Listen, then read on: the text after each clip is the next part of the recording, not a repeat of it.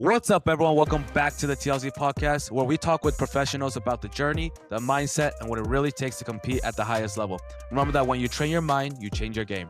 Before we get started, if you enjoyed today's episode, please remember to click the like button and the subscribe button down below. Show their support for the channel. It is greatly appreciated. Also, make sure to follow us on our socials at the TLZ podcast to stay updated on upcoming guests and highlights throughout our podcast. Now let's get into today's episode. Obviously, you guys did great because you guys won your second Pan Am Games gold medal back-to-back, and that was in 2023 in Santiago. You know, in the finals game, you guys played against the Brazilian pair, their top pair, and you were actually down a set.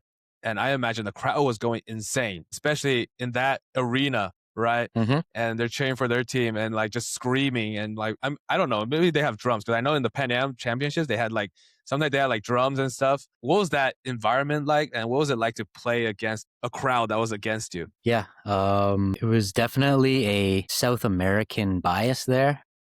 I think a lot of these Pan Am tournaments, people are just kind of tired of seeing us Canadians and Americans win, I guess. They were, I would say like 85 to 90% of that crowd was cheering for Brazil. But I love that stuff. I'll take that in and use it as fire. I think it helps me kind of lock in a little bit more just to kind of add salt to the wound for them. It's kind of like no matter how much you're against me, I'm a win.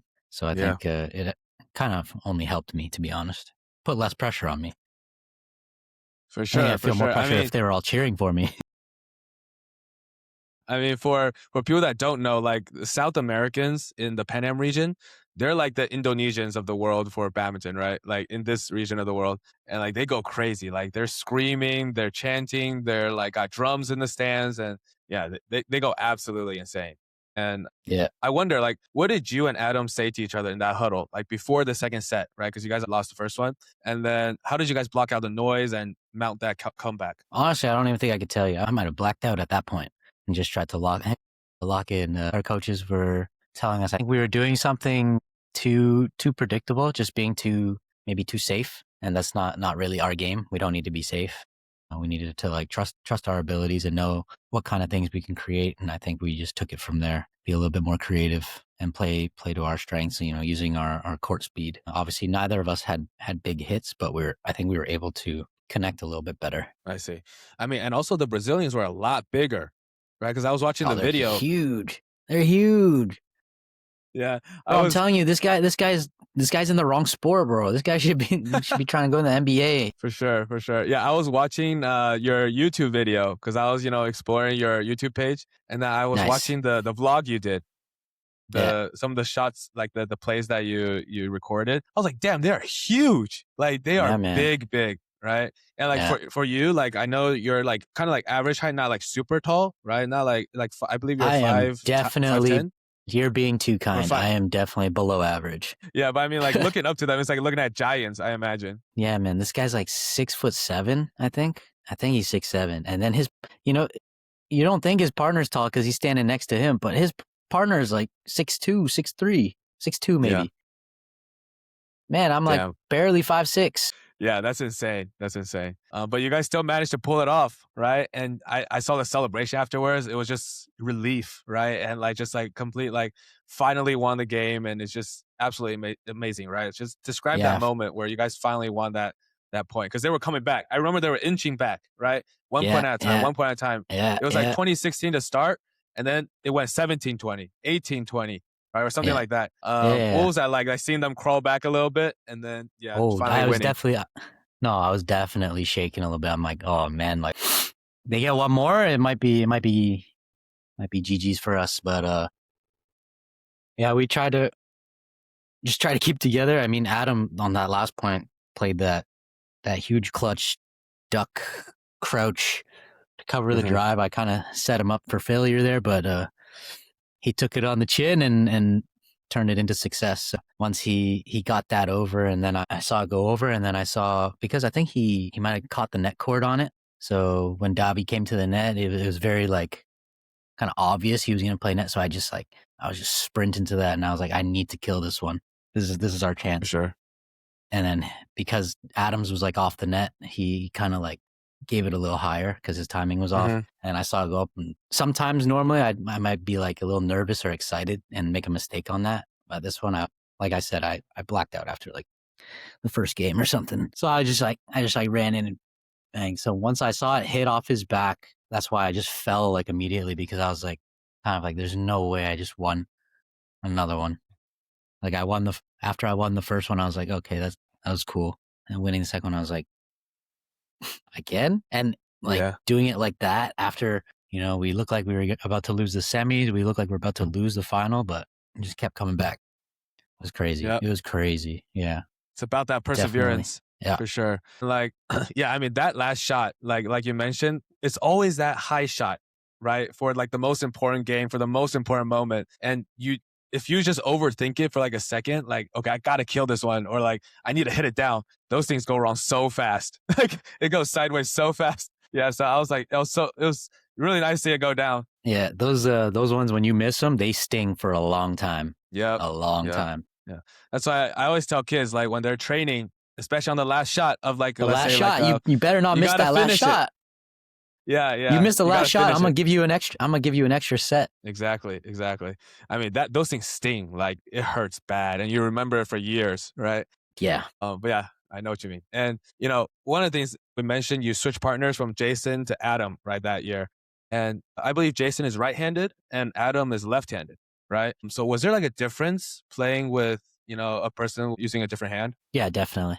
It definitely took far longer than I needed to get used to. At the beginning, I remember it felt like, oh wow, this is nice. Like playing like righty lefty. It's a lot of like setups for like forehand. But I think it was because we were training and playing with people maybe a bit lower level. So it was feeling really nice. And then when we got to a higher level and started playing, it started to become a pretty big struggle, and we couldn't quite figure it out for a while. So it was a big transition for me. And to this day, like even I played with Jonathan Lai after, who's also left-handed. I still felt like everything was still a bit janky in terms of, setting up and rotating. So it's definitely a lot different than playing with a right-hander, but I think it also depends on the player's style as well. It's not just about what hand they got. I think if they play a different style, it's going to be a different type of movement and rotation too. For sure. And I think like as you get higher in level, like you're playing people, on the world tour, like they start picking you apart, right? Like they know how to play against like a righty and a lefty, right, together. And then also at the same time, while they're picking you apart, you got to keep in mind like, okay, because maybe they hit to a left corner, it's a completely different shot return for my partner just because maybe he's left-handed now and not right-handed, it's his backhand, right? And like, it's just so many things you got to keep in mind during the game all of a sudden, right? Compared to like both right hand, you're super familiar, right? It's just automatic in that case. Yeah. Yeah, I definitely, know how you feel on that. And, besides that, right, going back to the height difference, because like you mentioned, you're slightly below average on the height, right? You're 5'6", right? You're constantly playing, players bigger than you, right? And taller. So if you could give an advice to maybe a player who is slightly, lower, right? Not that tall, but they want to play professional and they're like, everybody's telling me, I can't do it because I'm too short, right? What would you say to them? Hey man, go and watch Kevin Sanjaya. Man's almost shorter than me. He's one of the greatest to ever do it. And there's plenty of guys out there now that can definitely inspire all types of people. The ones who are extra tall, extra short, doesn't matter. There's, a little bit stockier guys, really skinny guys. You can always find a way. And I think going and watching and seeing them for motivation, inspiration is a big game changer. It'll help you with your confidence. And I think a huge part of the game is your confidence. So yeah, just keep trying. There's so much in the game other than, just power and speed, right? There's so much technique, skills, different strategies, things you can do. So there's so much room for a shorter player to excel. So yeah, I definitely, think there's so much encouragement out there too, like you mentioned. And going back to us talking about the sting of missing last shots, what is the hardest loss you still think about today? Because we always have one. I'm sure. Oh, that's deep. I have to go to archives for that. That one stings the most. I don't even know if it would be a senior match. It could be a junior one. Okay. That works too. Yeah. Damn, and you remember your whole life. That's how bad it was. Yeah, that's what I'm saying. No, I remember it because it was my last year of U19. So my last year of U19 Pan Ams was in Jamaica. Did you play that one? I don't even know how old you are. I did. That was my Yeah. first one. So your last one was my first one. Yeah. Ain't no way. Your first was my last. Yeah. And the crazy thing is I had a pretty memorable loss in that one too. Mm. Yeah. But go ahead. Share yours first. Yeah. So the year before that, I triple crowned U19. Okay. And then, Wow. so, you know, you're kind of expecting if you triple crown in your first year, you're probably more expected to win again in your second year, right? Definitely. But yeah, I took an L in the quarters that year to Guatemala guy, Haymard Humblers. Oof, that name stings right here. Yeah. Man, crazy match though. Like an hour and 15 minutes. It was like 18 in the third. Yeah, Was it singles or doubles? Singles. I won doubles and mixed, and we won team event. So I was going for that quad crown. I couldn't get the quad crown the year before because the year before Canada always sent U17s to play the U19 team event. Okay. And so that year in Jamaica, we finally switched back to the U19s playing. I think because we hadn't won team event in a while because we kept using U17s. So when we went back to the U19s, so then we started winning again. So yeah, that one probably stings or probably sticks with me the most. Wow, that's insane. You would have made history again. Quadruple crown in Junior Pan Ams. That would have been insane. Surely someone done 10 that. years earlier. No? 10 years earlier. True. I mean, I'm pretty sure Brian was the first, but you could have done it 10 years earlier or something like that, roughly. Yeah. Damn, that's too crazy. bad. It's too bad. I remember very clearly that in that Pan Am, somebody got a black card, right? Because it was like the rumor was going around somebody got a black card. Black card or red? It was either a red or black, but I know it was pretty serious. If it was a red, it was my match that I lost. Really? Yeah. It was what not happened? me, though. How'd you get a red card? It was not me. It was not me.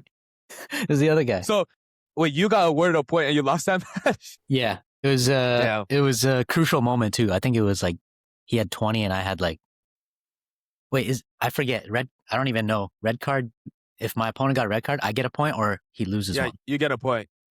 I get one, right? Yeah. So I think he had like, I think it was like 1917, something like that. He complained about a line call and then took so long to start the next point. So, and he already was stalling a lot throughout the match. So I think the umpire was just like, okay, red. So then it became 18-19 and then I lost 18. What a throw. Oh God, why are we talking about this right now? Oh. Yeah. That means it's the right game, right? The one that stings the most for sure. Yeah. Yeah, I mean, I know how that feels, man. I've been there. Had that, especially in junior badminton. You remember it forever, right? Like for me in Jamaica, that game, because it was my first one, like I haven't lost like in the first few rounds in a long time, right? Like prior to that, like it's like I've been doing really well, always making top 4, right, in junior badminton, and then I go to play my first junior Pan Am. I'm like, oh, I'm gonna kill this thing, right? And then I go in, I lose first round to like some really bad like team. I think I lost to Jamaica for how like no offense to Jamaica, but it was pretty bad, like right, and like I lost first round and like. Singles? I just couldn't believe it. No, for mix. I made it for mix. Okay. And then, and it just stung so bad, right? Because I realized at that moment, like prior to that tournament, I never really like trained super hard like myself. Like I never pushed myself. It was always like, maybe my parents pushing me a little bit, my mom pushing me, or like, somebody always having to, usher me to the courts, right? But after that game, I was like, I need to get my stuff together. Like I can't, like this was such a huge opportunity for me. It was the big stage, right? Because it was the first time you go and like you're just opening your eyes to this new, environment, and you really wanted to win. For the first time, I was like, I really want to win, right? And you lose first round to like a really bad team. No offense, but it was just huge impact. And I remember sitting in the stands watching the closing ceremony, like everybody handing out the medals, going on the podium, right? And I was like, damn, like I was just so upset. And then going, on the bus ride back. And I was just thinking, I was looking out the window, I was thinking like, I'm going to train so hard. Like I'm going to come back and win a gold medal next year. And next year it was the Canada one, right? And I came back and I won my first gold for a double. So that was like, the good thing is that there was a good ending to that story. Well, the bad thing was it stung so much, that game, Yeah. You remember it forever. Yeah, you remember it forever. For sure. Yeah. But going back to, you on the world tour, right? In the adult stage, you've obviously played, against some of the best in the world, right? Who do you think is the most annoying pair to play against? Pair? I'm not sure, but one player is Wang Qilin. Every single time I've played Wang Qilin, he makes me feel like I'm Like he's an adult 30-year-old and I am 12. Oh my God. It is, I don't know what it is. I don't know if it's mental, like a mental thing, but just every time I play him, I'm just getting clowned around with or just absolutely destroyed every single time. I've played against him with Jason. I've played against him with Adam. I've played against him with Jonathan, and it has gone the same way every single time. Damn. Yeah. We always have he's that one definitely- kryptonite. Yeah. He's definitely the most annoying I've played, I think. For sure. I mean, he's obviously super strong though. Like, just given his like talent and his skills on the court, like I feel like anybody would have a difficult time of playing against him. But there are some people that just like their style is just kind of counters you, right? Yep. For sure. Besides the Pan Am Games, right? Your other most, important accomplishment is your 2 Olympic Games. You've represented Canada in Tokyo and then another time in Paris. And the first one, obviously, it was supposed to be in 2020, right? But COVID happened, right? Talk us through like how you felt when COVID hit. Is Olympic the first thing that came to your mind? Like, oh shoot, like what are we going to do about this? Mm-hmm. Yeah, definitely. And COVID kind of started while we were at All England. I think that's the one that I played Kevin Sanjaya in. And I remember we flew back, just got home, and then that's when like it really like broke loose. And actually, Josh Hurlburt was still in England because I think he was training the England team. He actually got stuck there for a bit because of COVID. There was no travel allowed for a bit. So that was when we came back and COVID hit, and then then we had this like quarantine lockdown period. And then later they announced that the Olympics was canceled. So when they announced that the Olympics was canceled, oh man, was I depressed. I didn't know what to think. I was going mental everywhere. But thankfully it wasn't that long until they announced that it would just be postponed till next year. So that glimmer of hope came back, and then I got more motivated to train harder and everything. And it gave us an extra year to get better for the Olympics or for the rest of the run. So COVID actually was a big part in my physical aspect. I would say I was a little bit on the thicker side pre-COVID. I see. I was probably like 155 pounds. So again, being 5'6" and like 155 pounds, that's a little heavy. Mm-hmm. And then during COVID, with like everything being closed, and you can only go get groceries and cook and stuff, and you can't go out anywhere. So training, we could only go one-on-one. You could only have our exemption for a national team was like you could go train, but you can only have one person with you. So I was training every day and eating much better, and I lost like 20 pounds, 25 pounds. Wow. I became super skinny. I was super light, moving super fast. And when it opened up again and we started traveling for tournaments and stuff, then I started eating again.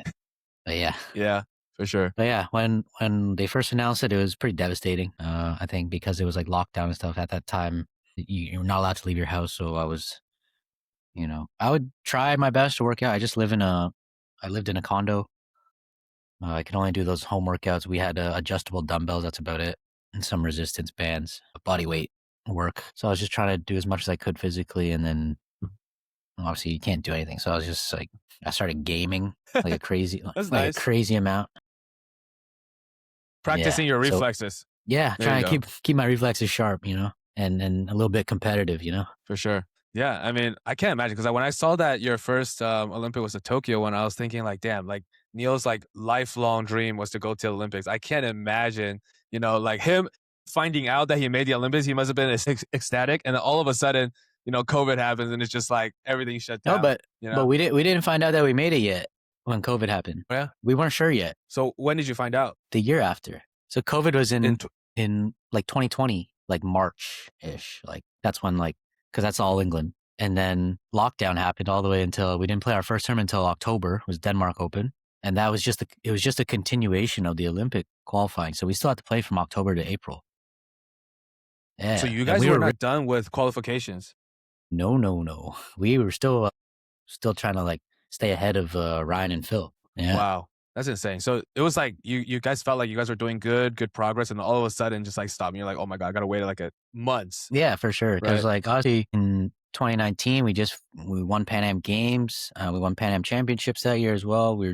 I think we won a couple challenges, and then going into 2020, obviously we just had to finish strong all the way to April, and we were feeling confident. We had rhythm. We just had to get through April Pan Am Championships. I'm pretty sure we were confident win that in that run. And then after COVID and stuff, coming back, it was a little bit difficult to find that flow again. And then at the Pan Am Championships, which is the last tournament qualification of that year, the Olympic year, Jason played his singles final before the doubles and retired from his singles match. So that automatically retires him from doubles. So I didn't even get to play. I was just watching I was at the hotel waiting to leave. I was watching the live stream, and like, it's not something like he knew he was going to do, right? So when he just does it, I'm sitting there like, so we're not playing, so we automatically lose. Like, does this mean, like, I wasn't the type to like really keep up with points. I know you talked to Kat about like if she was aware about her points and stuff, and she was like, yeah, we were aware and stuff. Like, I didn't really follow it, but like I was just like,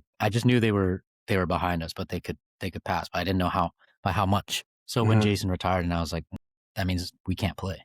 That means they win automatically. And so I was bummed for like the next couple days because I had no idea what was going on. I'm pretty sure I even made a post that year from that Pan Am Championships, and I made the post in like black and white.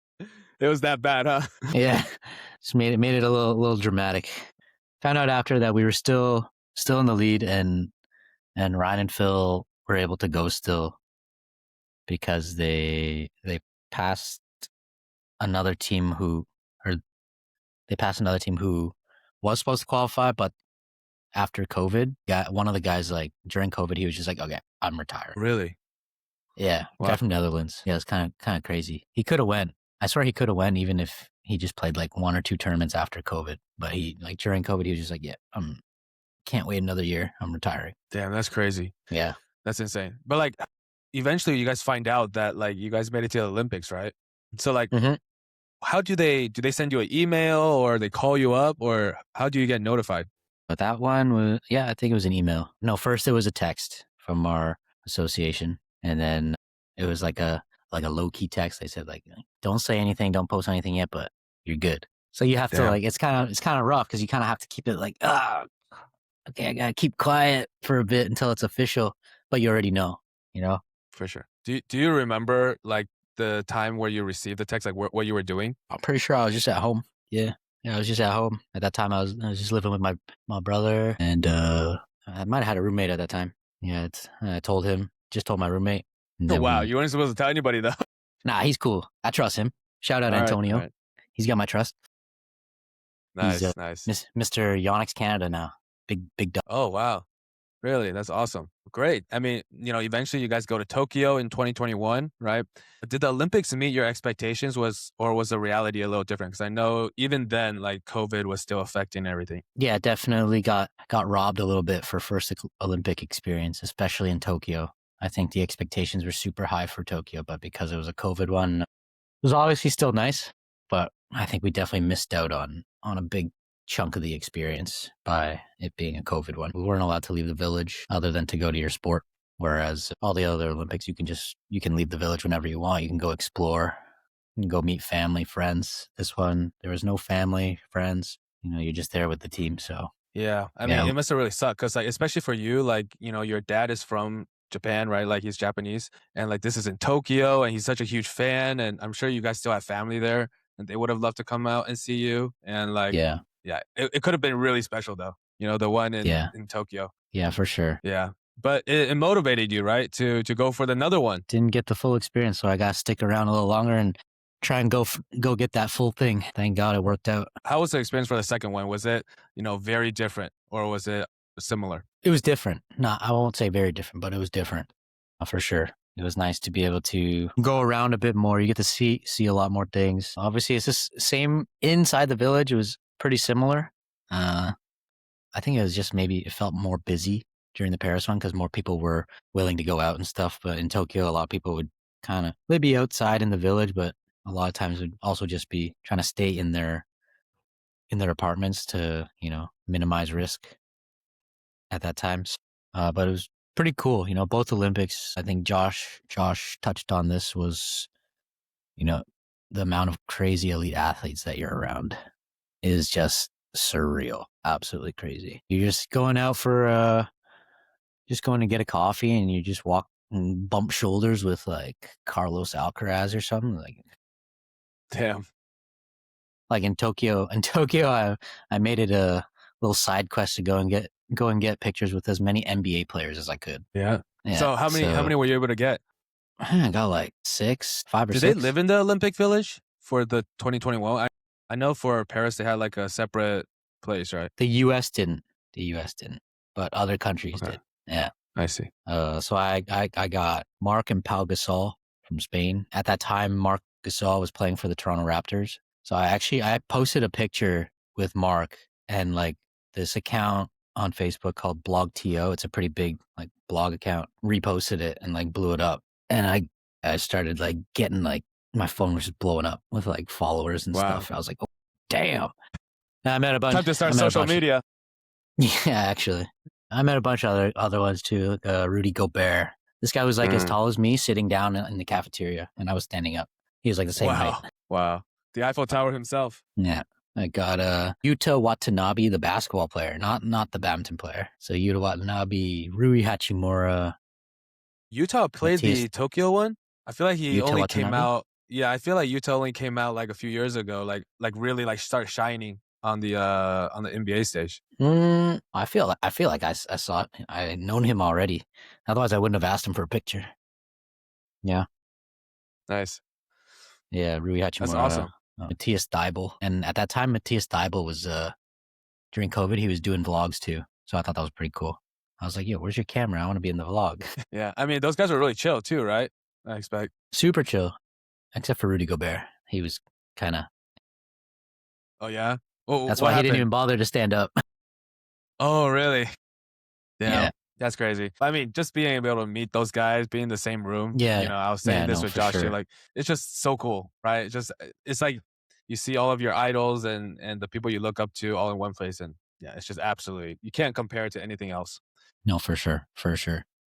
Yeah. And do you feel like a difference in pressure, you know, playing in the Olympics compared to like a regular international tournament? 100%. I could not perform at the Olympics, if I'm being honest with you. I played so bad. In Tokyo, obviously being first Olympics, I was like super excited to play. But as soon as they call your name and you walk out, and it's weird because there was no one there. It's like an empty stadium. But since there was no one there that you could look at, and for some reason, all my eyes, my peripherals could see were just how many cameras.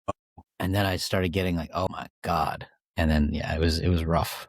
It was kind of, and then Paris was like the complete opposite. You call you out and then it's a full stadium, and it's so loud and they're cheering for you. It doesn't matter where you're from. They'll cheer for you. So, and we're not used to that, right? As Canadians or Americans, we don't really have that much support on tour. So when you go out and there's so many people cheering for you, that I told you that stuff gets me more nervous than people cheering against me or booing me. I should have told the crowd to boo me. Holy. Yeah, it's super nerve-wracking and the pressure just got to me, unfortunately. But like you were still able to enjoy it though, right? Like that experience playing the Olympics. I mean, because you got to play like four matches, right? Because it was a round robin first. Three. Josh and Vincent's group had 5 pairs because there was an extra pair in the men's doubles. I don't know if you saw that about the whole French men's doubles thing. Yeah. So our group only had 4 teams. But we got all like really strong matches, it was good. We got to play. We played Wang Chang and Yang Wei Kang. Yeah. I mean, we played them also the same year, I think, at All England. So that's always a fun time. We played Aaron and Soyi. They eventually got bronze, and I played them in Tokyo as well in the group. Yeah. And then our last one was Ben and Sean, who are, you know, these guys are really going up right now. Yeah, you guys played them multiple times too, Ben and Sean. Yeah, I've played Ben and Sean quite a few times, kind of when they were on the challenge level and like lower World Tour level. For sure. I mean, like you mentioned, like the stadium was full, right? Was there any other stadium like that, like similar to the Olympic one, where it's completely full? Or is the energy like just unique to the Olympics? Like for badminton? Yeah. No, I mean, obviously, you know that in Indonesia, it's always full, but it's just different because the Indonesia stadium's a lot smaller. So it sounds even louder, actually. Indonesia is also very, very hard for me to play because that's too much noise. I mean, would they root for you? Would they root for you? They wouldn't root for you, Yeah, they would. They root for everybody too. They're very friendly. Oh, that's great. Unless of course you're playing against Indonesia. You're playing Indonesia. Yeah. And I think because Indos are big fans of the sport, so they know a lot about the players. So I know that I got cheered for quite a bit sometimes because they knew I was half Yeah. Oh, right. Yeah, that must Yeah. have been really cool then, being Yeah. supported Yeah. by the home crowd. Yeah. Awesome. Great. I mean, now that, you've gone through these different tournaments, your Pan Am Games, your Olympics, right? What has started to change as you're getting older and older and you're getting towards the end of your career? I think it's just like my priorities now. I've accepted that my time's coming to an end. So I kind of try to shift the focus and dedication and hard work towards helping the next one to go from my club. So I'm trying to help as much as I can with either the younger guys who want to eventually get into playing full time or going for Olympic or whatever badminton goals they have, just trying to help them as much as I can. And also Crystal and Jackie, who are our women's doubles right now. So I'm just trying to help them improve as much as I can too, and share whatever I can with them. For sure, for sure. And I know you mentioned right now, like you were partnering with Jonathan, but right now you actually don't have a doubles partner, right? Because you guys part ways. Yeah. So John didn't want to play men's doubles anymore. He wants to focus on mixed. So we stopped at the end of last year. So like last month, and then I'm playing with a young guy that trains at my club, and we're just gonna see how he can handle it and how much he can develop. Because I think we see that he has some potential. So we want to see how far we can take that. Great, great. I mean, it's a new journey for you, right? You're helping the new generation, and like that's a whole other mission that I'm sure that you're going to absolutely thrive on. But you know, going into some fun questions, what is your like usual pre-game routine before a game?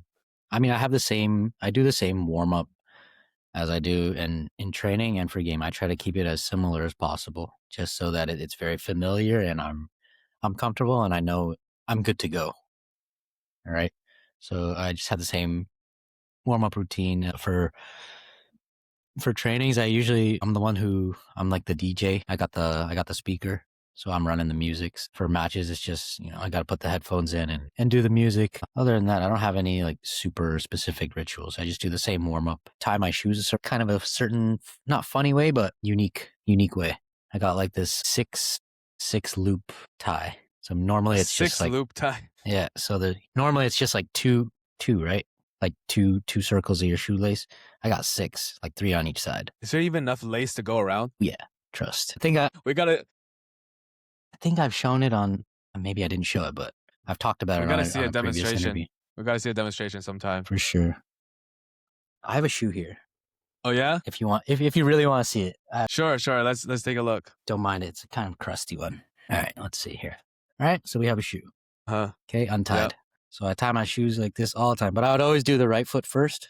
All right. I'll just show you the end product. So it's not like, some people tie their shoes and this part's like this much together. Right. Yeah, that's a pet peeve of mine. I don't like that. So Wait, can you angle the camera down? I actually want to see you tie this. Oh, okay. Is it possible? Okay. Let us see this masterpiece. This, and then you have this, and you gotta pull it all the way until it's just enough. And you fold and hold. And then you go around and do the same thing. Wow. 1, 2, 3, 1, 2, 3, and Wow. that's what my shoelaces look like. So, because some people tie them just like once or twice, and they have like it's like hanging so much. I can't stand that. Is this efficient? Like it doesn't come apart easily? Not really. No, you just pull it tight enough. For me, it comes undone sometimes, but not that often. Where did you learn this from? My seniors, when I was growing up in Vancouver. Nice. Adrian Liu, previous men's doubles legend here, and his wife Joyce Coe. They were like my big brother and sister growing up. Helped me develop a lot too. That's great. I mean, for the young players, if you want to get some of that, luck on the shoelaces, I'm sure it has tied. That secret sauce. I'm pretty sure it's tied to performance. Definitely try it out. It looked cool. Yes, sir. And yes, sir. That's really awesome. But yeah, going to the next generation, right? The young players. From your perspective, what is Canada doing well in badminton right now, and where are you guys still behind? Ooh, where are we doing well? I mean, we have the players. We have a factory of players. They just keep spawning out of nowhere. So we have no shortage of players because we have a lot of coaches, foreign coaches, local coaches. Like Badminton, at least in Ontario or Markham, is huge. So there's nothing wrong with that. We're always going to have production of some players. It's just, are they going to choose to continue or not? Which is the biggest issue or struggle we have is people like the US, they're going to stop by U19 or right after U19. I don't know if it's just in their personal life that they're just not as interested in it, but I feel like we could do a better job to promote the sport, to make it more intriguing or interesting for kids to pursue it. I mean, I'm gonna be honest with you, it's not the easiest thing in the world to do financially. Obviously, you guys know that as well as we do. That we basically have to support ourselves on this. Is not actually professional because we're not really making any money from it. Most of us, I've been doing it for however long. It's not obviously not for money because I don't make any money. So it's just pure passion for the sport. So if you actually really love it, you'll do it. So I think the biggest issue for us right now would be maybe having the young players more educated on a clearer path of how to go from, if they want to go from junior to senior. We need to find, when's the right age to start teaching them this, because I feel some of them either go at it too early or go at it too late. I see. The ones who go at it too early burn out by the time they get to like U19 and then they want to quit. They go at it too late, then they're missing out on some years, some opportunities. So that's my thoughts. That's just my thoughts. I want to help with that, but we'll see. We'll see where that lands. I mean, that's a really good point. I actually didn't think of it from that perspective, the time that they start. So I think that's really unique. But, from a policy standpoint, if you were in charge of like Canada badminton, right, for 1 year, what would you change immediately? If money was not an issue? Yeah, if money was not an issue. Like, not an issue for the organization for Canada. I would definitely come up with some sort of general plan for, not plan, but like roadmap for some of the younger kids, like not too young. I would probably start them around like 15, to gauge their interest in pursuing. I think anything before that is a bit too young. That's like your real like kid time. Like, let them be kids, let them enjoy the sport, let them go enjoy other sports. But for those ones around 15, 16, I think that's like the time to start seeing it, if they actually want to do it. And if they do, creating that like little bit path for them. What kind of tournaments should they play to develop? Okay, not focus so much on just winning everything. All these kids now, they just want to win every single tournament they play. They just pay more money for training, think they're going to go win. They think it's pay to win. It is not pay to win. Okay.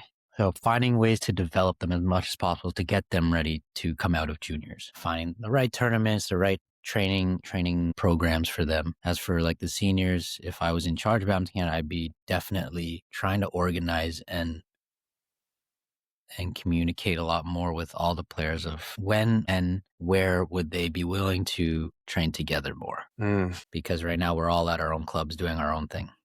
For sure. Okay. If we want our level to go up, we need the best players to train with each other. It also needs to come from the players as well, that they're a mutual agreement that yes, this is all to help each other. It can't be this like selfish, like, no, I don't want to do it because then I don't want to help him, it's my competition, or I don't want to help them, it's my competition. So, all right, like if you want to do it like that, that's fine. Like, that's up to you. But to me, if we want to get better as a whole, then we all need to go together a little bit more often. We do it once a year right now, which is not, to me, is not quite enough. So obviously, if financials are not an issue, because it's a little tough for us because we're all kind of separated. But if we could at least, get all the best ones in this province to get together more often, all the ones in this province to get together more often, why not? But again, you would also have to kind of cooperate and collaborate with the individual clubs, because maybe some of the club owners will think, no, we don't want our players to go train with other players. Maybe they're thinking obviously more from like a business standpoint, but yeah, at the end of the day, to me, it's just not like a business thing. It's just, I just want everyone to get better as quick as possible. For sure. I think that's a really good point you made. And I think like US badminton could also learn a lot from that. I think we just lack this unity, right, that other countries may have just naturally, just because they have like a National general training center. Yeah, a centralized, training center.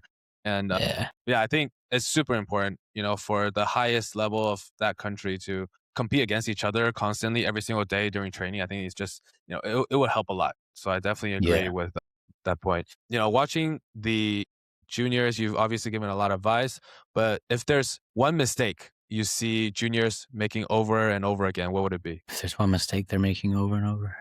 Ooh. Ooh.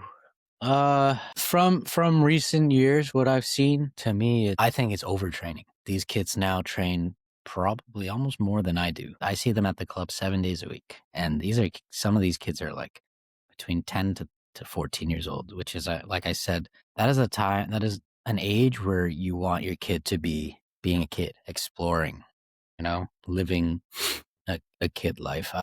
Yeah, there's some kids, maybe an exception to just be the one thing from a young age. I know there's some kids who are like homeschooled and they can just focus strictly on badminton, right? But then some of these other kids, like I've seen it so much over the last like decade where they train and get pushed so hard from such a young age, and it's like the only thing they do. And by the time they're like U19 or not even, they already want to quit. So like, let the kids have fun first. Obviously, I always tell them you still need to play hard. Go out there and try and win, but it's not the end of the world if you don't win.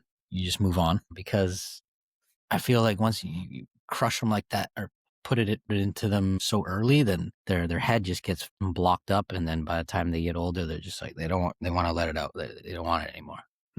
Yeah, yeah. I've seen a lot of players like that, and I know where you're coming from. But I feel like it's like a good and bad thing, right? Because like the good thing is, Mhm. I think them training that much and the parents making them train that much shows that like badminton in Canada is growing so much. Like they see hope. They're like, if we train this much, we can get to like, the Brian Yang level, the Victor Lai level, right? And like, Yeah. they see that hope, which I think is a good thing. But at the same time, like you mentioned, we need to nurture their passion for the sport. Because in the end, that's what ultimately comes down to for them when they decide, if they want to pursue it as a Yep. profession, right? Yep. So yeah, 100%. I think it's definitely a double-edged sword. And yeah, I completely agree. Moving forward, I want to go into some fun questions as we wrap this episode up. You are known for your reviews on airport lounges, right? Based on your YouTube channel, right?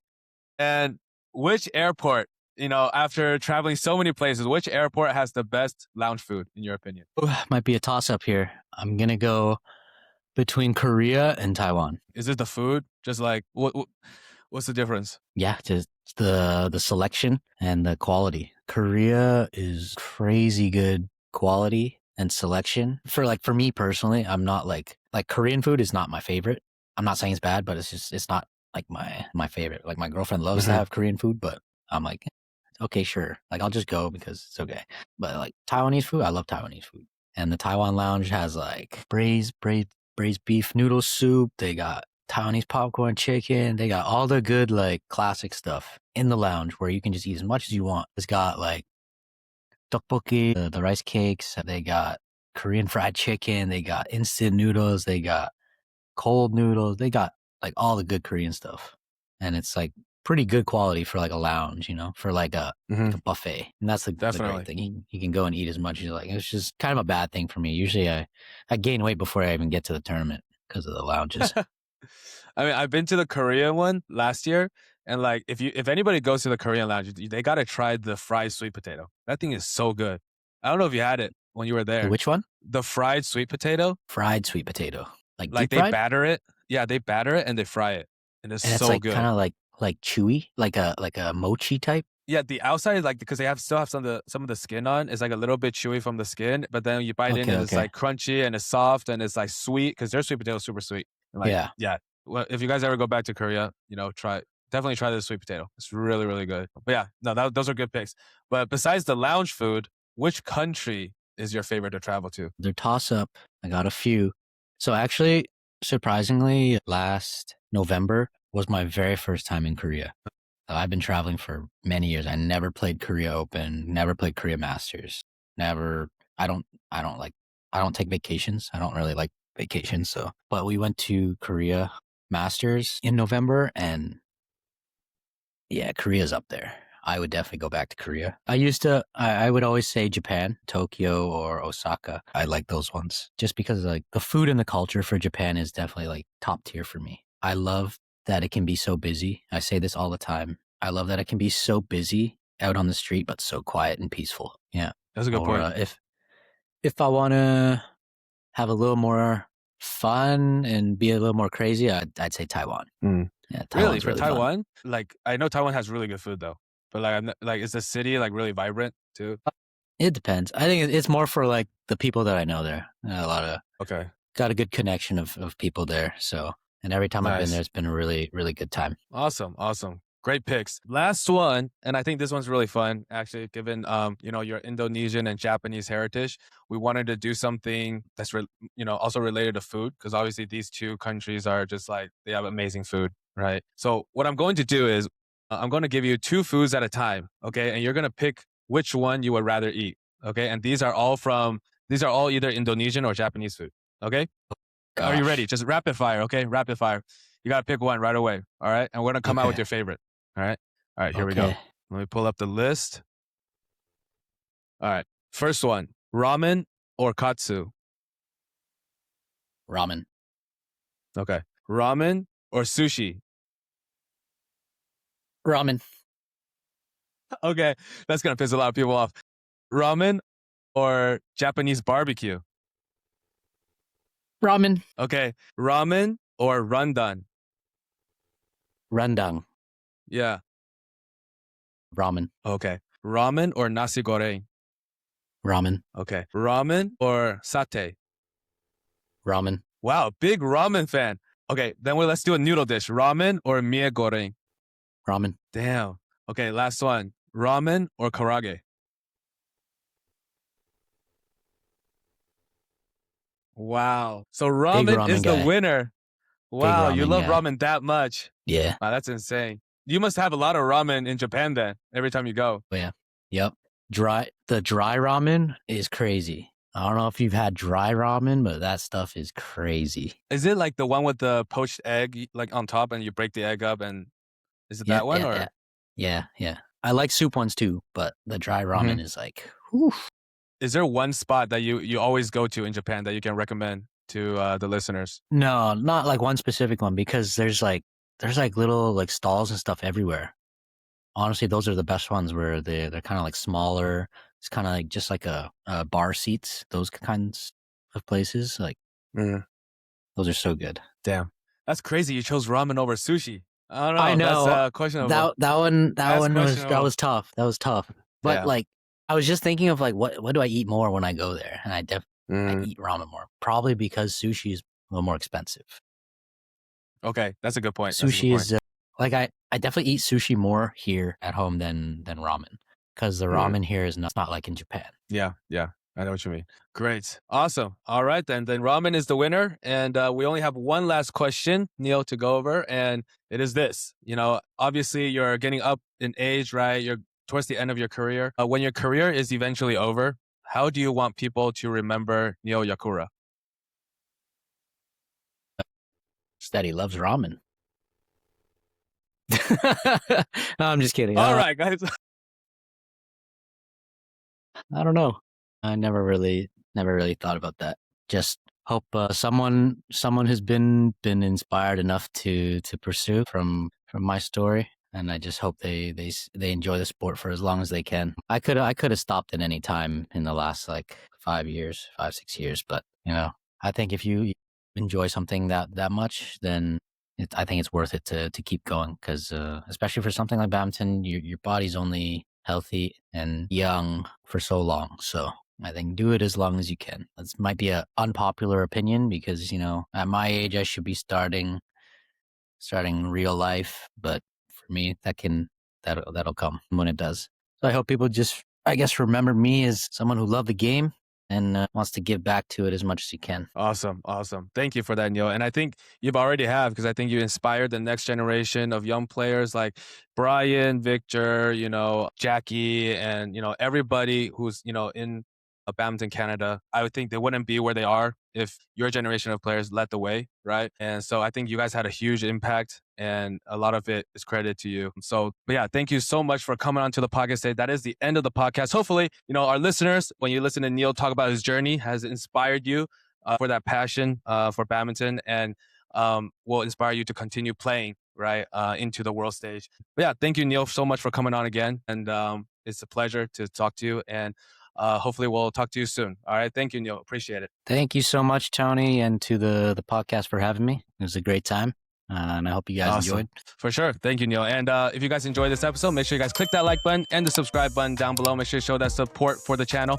And of course, follow us on our socials at the TLZ Podcast to stay updated on all of the information that will be coming out for future guests and highlights on all the different podcast episodes. But yeah, that is the end of the podcast. Thank you guys so much for watching, and we'll see you guys soon. Bye-bye.